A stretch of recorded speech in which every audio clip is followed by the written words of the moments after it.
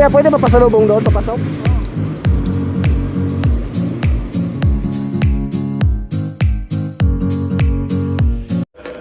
Good morning po mga bayan, welcome po sa ating latest update rito po sa C5 Southlink Expressway. Andito po tayo ngayon mga kabayan sa mismong Kaingin Road.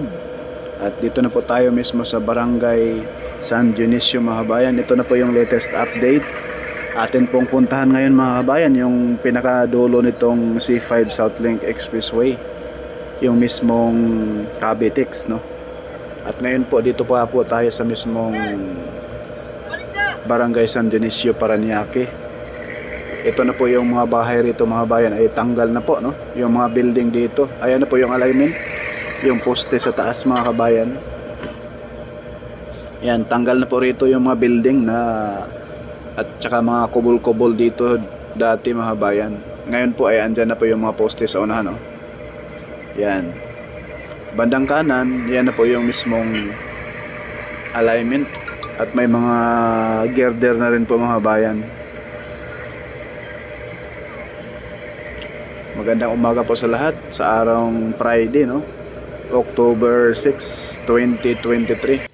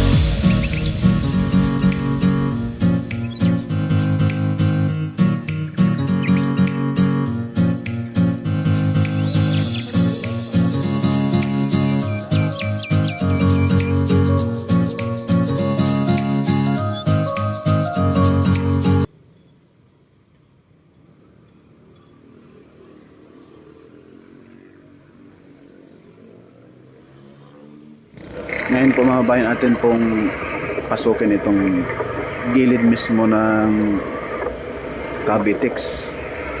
Ayan po yung alignment mga bayan, napakataas. Hindi po ito aabuti ng baha, kahit anong baha mga bayan, hindi po ito aabuti, no? Ayan na po, tumbok na po natin yung mismong Cavitex mga bayan, no? Malapit sa toll gate dito sa Coastal Road, no? Ayan. Yan na po yun mga bayan, lampas niyan sa unahan, lampas ng may parang tunnel dyan, yan na po yung mismong Cavitex. Medyo malalim yung tubig mga bayan, ang lalim.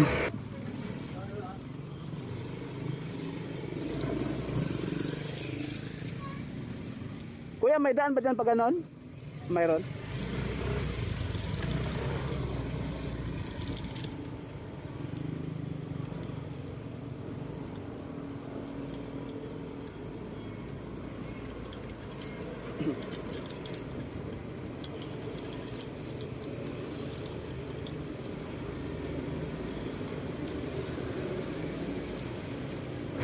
Yan po mga bayan, masasilahin po natin yung mga girder sa taas ng Cavitex, no? Na tapos na rin po, malapit na pong buhusan mga bayan.